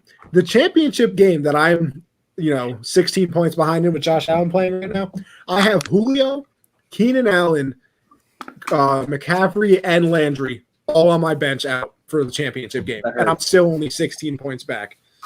That hurts. You're a real winner just like me. We beat Alex's of the world and the Joshes of the world, fight through the adversity because it's the winner's circle, baby. It's the final week. It's when the nut cutting time gets serious, and we just happen to make it. Unfortunate to the other guys. I'm sorry. Well, you know what, Christian? Speaking of winning, let's move it on here to our recap. Let's go to the recap of our predictions. Josh, why don't you let the people know? How did I do? Am I still up? Did I lock it down? What's going on? Nah. Josh got an 18-game comeback going right now. Let's not do that. All right, it's been locked up for a couple weeks now. I've just been taking risky picks. But you went 7-8. Here, 129, 72, and 1. I went 9-6. I'm 115, 86, and 1. So still 14 games behind. So I don't see it happening. Thank God. We love that. Big fan of me winning once again. But let's see if you close the gap in the week 17 predictions real quick. So as you guys know, we just go through the games, pick a winner quick 1-2 on why we think. We'll start it off with the Vikings and the Lions. I'm going to go with the Vikings in this one, just the better team. We'll go. We'll keep the order of this. We'll go me. We'll just go the circle. We'll just go me, Josh, Alex, Christian. Why not? It's so easy. Yeah, I'm going with the Vikings. Yeah, give me the Vikings. Vikings as well. Too strong of a run game. Next up, we got the Chokes-a-lot Falcons against the Buccaneers. I got to go with the Bucs. Yeah, shout out Young Ho Koo, bro. Saved my parlay this weekend. Going with the Bucs. Yo, and then also shout out to Gronk for having that 2-touchdown game and his season-long touchdown total cashed. So give me the Bucs. Yeah, give me the Bucs as well. And you're right, Josh. A Young Ho made Alex pretty happy this past week as well. So I'm crying. Yo, Christian, I gotta give you some. Are you sauce right now? Crying. not at all. Fucking water. Water? That's some vodka in there, man. Jesus, you are I'm like hungry, A1 level right now. You were just eating potatoes. I'm on my bullshit, so I don't know. Yo, me and Christian are bigger men. A little potato fry isn't going to do nothing for us. We're not you, Alex, over here on keto or some weird shit like that. Yeah, he's on the seafood diet. He sees food and he eats it. Next up, we have the hottest team in the NFL, the New York Jets, going up against the Patriots. I'm still going with the Patriots in this one. If we lose to the Jets, well, I said it, earlier on in the season when they played them. If they lose to the Jets, I'm not watching them anymore. I'm sticking with it. I'm going with the Jets, man. Fuck it. I mean, I'm already good. Maybe I can go for 3-0 this week. The Jets pull it out. It's gonna be Christian on the hard count. Our lead's a little bit less stringent than that. It's 6 right now. It's all good. I'll Something still beat you in court. It's all good. I also have the Patriots, even though the Jets are quote unquote the hotter team. And thanks. Give me the Patriots. Christian, you good there, buddy? Yes, I'm trying to figure out dinner plans. Like I said, I'm fat and hungry. Give me the Patriots. If the Jets were still winless, though, I thought the Patriots would have lost this game and kind of screwed the Jets out of the number 1 pick. But because they've won, I think that the Patriots win. So that's my pick. By the way, real quick, during the Clippers lemon pepper Lou fiasco, I had sent to the group chat the menu at Magic City, and Christian commented, "Oh, I'm a slut for $5 cheese sticks." Bro, I love mozzarella sticks and wings. Bury me in my casket. So good. We need to go to Rocco's Tavern, son, by my house. They got mozzarella triangles and wings. Mm. So, Christian, is that an open invite? Because let me tell you, I can put down wings with the best of them. Yeah, bro. If you want to come out here, you can stay in my pop room. You can see all my figurines while you sleep. Say no more. Say no more. And yeah, as long as they don't attack me on some paranormal activity shit, I'm all right. Next up, we have the Dolphins and the Bills. Kind of an interesting, fun Week 17 game. I'll go with the Bills in this one, though. Yeah, I'll go with the Bills too. But if Fitzpatrick comes in the 4th, I'm feeling a little scared about that. Give me the Bills on this one. I think they're just gonna take care of business. Bills all the way. They're gonna win tonight too, baby. As long as Josh Allen puts up those 16, I'm all good. I'm a quarter of the way there. He's put up 4 so far. Pray for me, boys. 400. Cam Newton passing yards at 9. Josh, just want to put that out there. Easy money, lock. We're on our way up. All right. Second player. Yeah. Now we got a game with some implications on the line for sure. We got the Steelers and the Browns. Steelers are kind of locked into their spot. Browns got a lot to play for. I'm going to go with the Browns. Yeah, I'm going with the Browns too. They'll have their receivers back. And I think they'll take care of business. I'm going to go with a complete collapse in Cleveland. Give me the Steelers. The Browns are going to win, and they are also the better team. Ooh, okay. Cowboys and Giants. God, they're just so bad. I guess I'll go with the Giants, though. Why not? New York, baby. So what happens playoff-wise? Dallas wins. Are they the division? And then it's up to Washington to wins, win? they're in, I think, right? Yeah. If Washington wins, they're in. Like, and everything else doesn't matter. But I think if the Cowboys win, Washington loses, Dallas is in, right? Because they're both 6-9. So it's very confusing. I'm gonna go Dallas. Yeah, because Washington is 2-game tiebreaker on the Cowboys. They beat them twice. All right, I'm gonna just go with Dallas. Just make it a little bit more interesting. I'm going to roll with the Giants. The Giants have kept some games a lot closer than most people expect. I like them to pull it out here. Always pull out. Unfortunately, that's a lie. Cowgirls. I think that they try to. Jerry Jones goes into the locker room. He pulls fat-ass Mike McCarthy aside and said, I know I hired you for many years, but if you lose this, I'm going to fire your fat ass. And they win the game because I'm going to put heavy money on the Cowboys. That's an amazing impersonation. Thank you. I hate Mike McCarthy so much, son. Like, I'm not a Packers fan, but I just think wrong hire. Kellen Moore needs to get the fuck out of there. I hate the Cowboys. They're a dumpster fire. Next up, we have the Ravens and the Bengals. Some implications here as well. Got to go with the Ravens, though. Yeah, I'm definitely going with the Ravens, too. Wait, it's Ravens again, too? The Bengals. But the Ravens have to win. Yeah, give me the Ravens. Yeah, sorry, Bengals fans. You had 2 weeks of fun. Now it's over. Another team that's also better than the Steelers is the Ravens. Will win this week. Next up, we have the dumpster fire known as the Jaguars versus the Colts. You got to go with the Colts easy on this one. Yeah, quick shout out to Wisconsin for being the worst top 5 ranked team in college basketball history. Just very disappointing. Losing to Maryland. So I'll go with the Colts too. Yo, Josh stays hating random teams, man. Did you think Josh had any money on that, or no? Josh is he's a god. Yeah, no, man. I just really don't like. Josh is a young Christian boy. He doesn't even bet. I'm 20 years old. I can't. It's illegal. Yeah, no. Definitely give me the Colts. It was a tough loss for them last week. I think they'll definitely make sure they take care of business here against the Jaguars. Give me the Colts, and Phillip Rivers sidearms himself to a victory this week. Now we got the Titans and the Texans. I'm going to go with the Titans in this one. Yeah, I'll go with the Titans too. I feel bad for Deshaun though. Oh, yes. Absolutely. Yeah, Deshaun got dealt a very bad hand, but a fat wallet. But give me the Titans, and Derrick Henry's going to have one of those signature stiff arms, and we'll never see that player in the NFL again. No, I agree. I think Derrick Henry goes for however many yards he needs to go for 2,000. It's going to happen this week. It's going to be like a 268-yard classic Derrick Henry Week 16, Week 17 performance. Give me the Titans. Now we got the Cardinals and Christians Ramillies. Oh, man, with the backup quarterback, I can't do it. I got to go with the Cardinals. Yeah, I'll go with the Cardinals too. Yeah, also rolling with the Cardinals. And Christian, you know I fuck with your Rams, but I just can't do it on this matchup. Give me the Cardinals.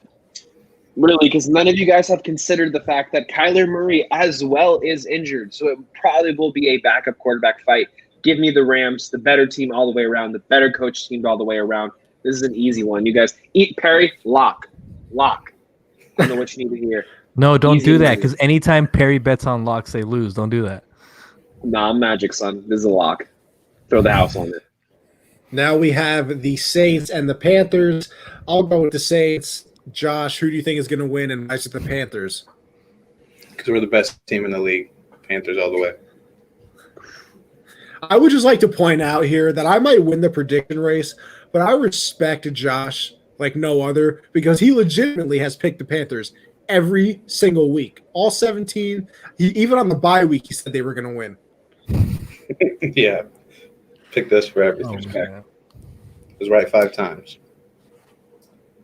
Are the Saints locked into their role right now? Or are the Packers nipping at them? No. There's a way they can get the first seed. All right, Saints still got something to play for. Give me the Saints. It doesn't matter who's at quarterback for the Saints next week. I think they beat the Panthers. I think all three of them will get a dub. Oh damn! Just rip out Josh's heart. No, I just think the Saints are deep. Pause. Packers and the Bears. I'll go with the Packers. I'm going with the Bears. They need this win to make the playoffs, and I think Money Mitch is going to get it done. I want to go with the Bears so bad, but give me the Packers. Devontae Adams is fucking insane. Yeah, I bet money that he wouldn't score a touchdown last night. Didn't really work out for me. Yes, hold on. It was snowing. I didn't think they were going to pass it a lot. Next thing I know, that makes sense. No. I understand. I did take Aaron Rodgers and Ryan Tannehill's under, which did work out for me. I understand your logic, though, because I kind of stayed away from the receiving props for the most part. Christian, who you got? What were the two teams again? Sorry, it keeps cutting out. Packers and the Osos. Yeah, give me the Packers. I think A.J. Dillon has another over 100-yard game again. Now we got the Chargers. Christian's obsessed with A.J. Dillon's thighs. Pause, bro. Bro, he's big as fuck. You see Lazard had to push him up on the wall? I did see that. Some pancakes down there, son. It's fat. That's the homie, though. We got the Chargers and the Chiefs. Pretty easy going. Actually, maybe not pretty easy because I think the Chiefs might rest some people here. You know what? I'm going to go with the Chargers because I think the Chiefs rest everybody. I'm going with the Chiefs still. Yeah, no, I'm going to go with the Chargers on this one. I think the Chiefs have every incentive to make sure that Tyreek Hill's hamstring is okay. Travis Kelce is secured pretty much the records he was going to get anyway, so just rest them. I'm going with Chargers. I think that Lynn probably wants to win this game for his off-season evaluation coming up in a couple weeks. Yeah. He'll be evaluating where he wants to live next after that, but whatever. 49ers and the Seahawks. I'm going Seahawks. Yeah, I'm going Seahawks too. Yes. Give me Seahawks and give me that under 49ers 10.5 win cash. Thank you. Ooh. Yeah, going Seahawks as well. I think that they just a better team. And the Niners, I mean, CJ a third. Come on. It's not a real quarterback. Garrett from Iowa going to kick your ass. You can run that fade, son. I'm massive. Run that fade, he says. No. Now we got that son. I'm massive. That was the stomp right there. I skipped past that part because I didn't need another pause situation. Now we got the Raiders and the Broncos. It's kind of a disgusting looking game, but I'll go with the Raiders. Why not? I'll go with the Broncos because why not? Give me the Broncos. Drew Lock's going to pull some 4-touchdown game out of his ass when it doesn't matter anymore. Give me the Raiders. Derek Carr struggles in the first half. Miracle Marcus Mariota comes in and finishes it. Ooh. Now we have a very important game rounding out Sunday and the NFL regular season. The Washington football team, the Philadelphia Eagles. Washington is winning in. They'll know the whole situation, by the time the game is played. You got to go with Washington here. You have to.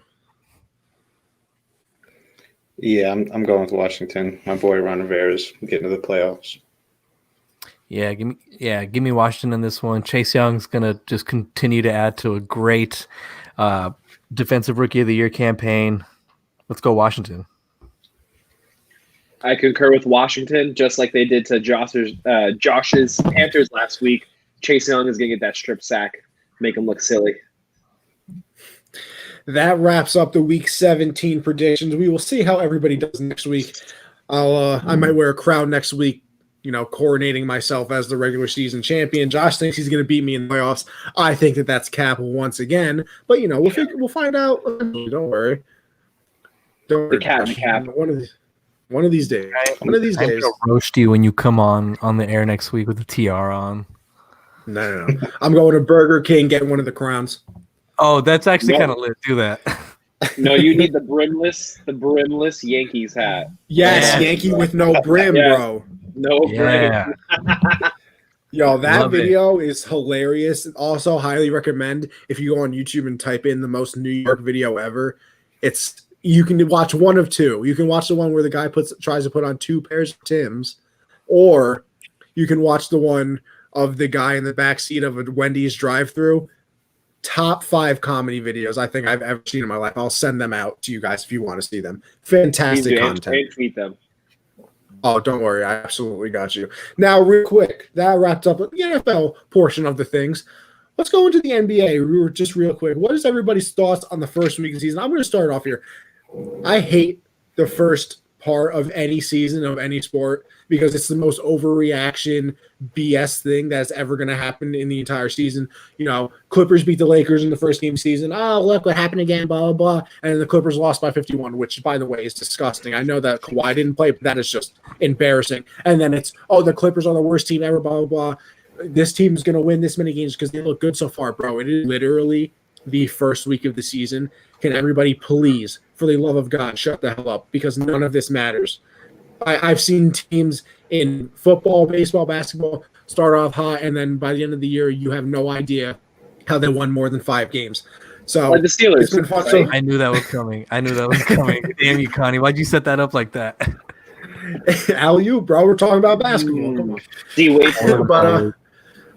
But we it's this first week. It's fun to have NBA back. You know, definitely makes the betting things more fun, props and all that. Just another thing to watch when football isn't on. So we'll dive into basketball season, once football finally wraps up. But I hate the first week of any season because it's just a bunch of overreactions. But like I said, it's pretty fun to watch so far. See how teams are starting off and where they're going to go this season. Josh, how'd you take in the first week? Yeah, beginning of the NBA season, like the first couple weeks of it mean absolutely nothing. I mean, the Knicks beat the Bucks by 20 yesterday. That's not going to do anything because the Knicks are going to be in the lottery and the Bucks are going to be a top 2 seed. What you just said? I said Knicks are winning the East. Yeah, imagine. I think the Super Bowl. I think the only thing I've taken from this is that the Hawks are going to be really, really good. They've sat a lot of their key players. Clint Capella hasn't really played, and a lot of their starters haven't really played, but they just look really sound. Trae Young's gotten even better. I think they're going to be a playoff team. But outside of that, I mean, Terry Rozier's dropping 42 on opening night. Ja's dropping 44. It's just basketball's back. I'm just happy it's back. I think it's going to be kind of like the bubble again where they're not really focused on fans. They're having a lot of games where they're playing the same teams on back-to-back nights. So I think it's going to be a lot more good basketball because they're just focused on hooping. So I'm excited for this season. It's going to be a crazy one. Yeah, and as a Lakers fan, I want to thank Christian for his tweet for reminding me that we have a satellite team in New Orleans. Brandon Ingram has looked fantastic early on. I always was a big fan of him. I knew he was never going to have the usage and the shots that he would need to kind of fulfill what I thought he would be, and I'm just really glad to see him prospering in the LA Laker. What should we call it? Developmental team, Christian? Our G League team, the Pelicans, the Lakers G League team. It's either players who will be on the Lakers in the future or castaways who weren't part of LeBron's regime. Shout out to Mikey for helping this tweet occur. Yes, thank you, my dear. Enjoy the pics of love. I love you, Christian. Christian, what you thinking about the first week of the NBA season? I mean, as soon as we lost to the Clippers, Lakers 2021 championship was already cemented. That is the calling card of the Lakers. If we lose to them, I know we didn't play them on Christmas, but if we lost them on Christmas too, it just would have solidified another Laker championship. The Clippers are what the Clippers are. You can get a 5-point bump out of Paul George. He's still going to choke and hit the backboard when the game really matters the most. So Lakers, stupid deep, 124 points per game without one player scoring 30 points or more in any of the games so far is just a testament to how effing deep we are. Marc Gasol has 0 points so far. I love it. The Clippers got waxed by the Mavericks. So, but like you said, Josh, it's a huge overreaction. There really is there is a preseason in the NBA, but it's not really what you need to get firing on all cylinders. It usually takes about 20 games to kind of get your feet underneath you, find identity for your basketball team. So, I'm really excited to see the Lakers on offense do so well. I knew we'd offensively improve a lot. Defensively is where we're going to kind of struggle a little bit. I'm already hearing people chirp about Serge Ibaka and the fact that, Gasol hasn't scored any points yet. If you haven't been watching the basketball, Marc Gasol, Laker brain. Marc Gasol has been passing the ball. I saw a tweet saying that he could assist on a fully deflated basketball. I mean, he's really been a part of our offense, moving everything around. So I'm so grateful to have him. Schroeder looks like everything he intended to be. Montrezl Harrell looks like everything he intended to be. So I'm in my head, I'm already cashing those Lakers futures 2021 championship because I don't think the Clippers did enough in the offseason to get better. I don't think the Mavericks or the Bucks did enough in the offseason. Drew Holiday, shout out to Mikey again. He only looked good on the Pelicans because of usage and because, he kind of had some pieces there in the last year with Lonzo Ball and BI to get shit off him. But I don't think Drew Holiday is enough to take a Giannis and who else they have, Chris Middleton, and go win a championship. It's going to be the Lakers again. It's just a foregone conclusion, almost like the Warriors when they had Kevin Durant those first 2 years. The Lakers, LeBron's number 1, AD is number 2 or 3, and especially when you take in the playoffs because Paul George and call him Pandemic P and degenerative calf Kawhi, they just don't have what it takes to win in the postseason against this Lakers team. Kawhi's shown it in the past, but it's been circumstantial, and he's either been surrounded by Hall of Famers or Kevin Durant hurt, Klay Thompson shot, Steph Curry mentally can't do it by himself. So I'm just happy to be a Lakers fan. God is great. Basketball is good again. And what you said, Josh, about them focusing on basketball, I think that plays into the Lakers a little bit more. We kind of handle the bubble like mature adults, and I think we'll handle the season the same way. While you have, Lou Will going to strip clubs and getting hot wings, not focus on basketball. The Lakers are focused. We want to win again. Kobe Bryant is still in the front of everyone's minds. It's going to be a special season. Basketball is back. It's a wonderful, wonderful thing. That'll wrap up that portion, and we're going to end it here with honestly might be my favorite segment. We're now calling it That's Cap. This is where, if you're familiar with it, we can call each other out on some things we said during the show, or maybe just things in general. We have guests, Josh, so I'll let our guests go first. Christian, you can call anybody out, and then Alex, and then Josh, you can go. I'll go last. So I'll call out Alex. Is that your bigger brother's jersey? Because I see you wearing a hoodied sweatshirt, and it still looks like 2 sizes bigger than what it should be. So, I know my shit's a little tight, but it really looks like you pulled it out of my closet and tried to put it on. So that's the cap for the day. It was a gift, and they don't have the receipt anymore, so I'm just embracing it. Yeah. I think you had gains, then you lost them. That's what Connie told me. What does Connie know? Connie, stop policing my body. Connie can flat bench 485. Listen, the only thing I police is your wallet, okay? And even that you suck at. Listen, you won't. My stimulus check was waiting on Venmo for a week, and you didn't send it. I was expecting. I was gonna send it, and then I thought you canceled it. I was like, oh, damn it. See, here's the thing. I know it takes a little bit of time to transfer your money from probably your overseas account, so you don't get taxed as much, and things like that. But $100 to you is $100 to you is absolutely nothing. So I assumed you just had that in your account because Alex. If you guys didn't know, Alex, goes to the gym and things like that with his $800 a month a membership. Goes out to fancy restaurants. He has a driver named Chives. Apparently, I don't know what kind of name that is. Me and Bezos use the same home gym. I just go to his house. We just work out together. Christian's been there a few times. Yeah, hang out. Me and Alex went to lunch. He paid for the whole thing. He paid for another entree for me to take home to my girlfriend. Like, he really is just, He paid for the restaurant, too. He owned the restaurant, It was Alex is really big money man over there. Big time investor. Oh, yeah. But for the cap, I think Christian's attack on TikTok is fucking cap. Like, that fucking matters to to Juju and everybody else. Like, that was the problem. We stuck. That's fine. I don't want to pull rank here, but as the most experienced, the most successful football player on this current podcast, I've been a part of some good teams, and I've picked up some personality traits and some consistencies with winning teams over the years. And nowhere in the winning formula is TikTok or Vine or Instagram, or as Nick Saban says, the Fates chat has nowhere in a winning football program. So You could say it's capped all you want. I never said, and I want you to go back and listen to this. I never said TikTok is the root of all evil, but it definitely gives us a glimpse to what goes on behind the scenes, and that is a lack of control by Tomlin. You need to get your players in line. You need to stop letting personalities like Antonio Brown and Le'Veon Bell develop under your supervision. So that's the cap for you, my friend, in your OVO leveled cap that you have on. I got signed. I'm an A&R. Man, you got signed to do ASMR mukbangs where you eat lobster tail for yourself. That's OVO. Dipping it in that buttery, spicy sauce, whatever nasty shit they do. Bro, people that do ASMR eating, I'm sorry, you should go to prison because it is the most disgusting. It's the most disgusting thing I've ever seen. They just sit there and dip their food in a vat of Connie, sauce. just do it and secure the bag, dude. Fuck it, don't judge. Right. No, listen, I've said this before. There's not a thing on this planet that I wouldn't do for money, and I mean that sincerely. God, you need to stop saying that. I literally don't care. Because you're gonna get this guy from this person from Dubai who's like, "I'll fly you out to let me do stuff." Yeah, and I'm gonna say, listen, you better. I'm gonna say, and this is exactly what I'm gonna say. I'm gonna say, you better drop the check first and then book my flight. No, they'll drop it.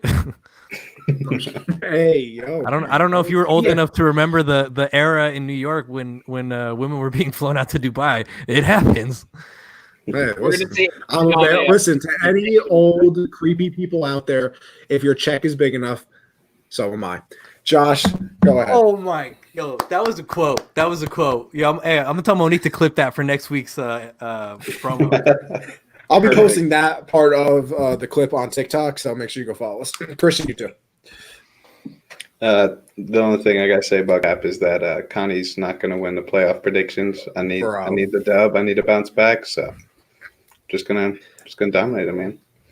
See, here's the big. No, I'm not even gonna go for an episode cap. The whole season cap is Josh saying that I blew the lead in the prediction race when about 30, and then I came all the way back, and it was a 7. It was a 7. No. I got a question. I count that as is blowing a lead not when I'm winning, and then he takes over the lead, which at no point in the season he ever did. You're stretching it, bro. I'm saying you almost blew the lead. I said you almost blew the lead.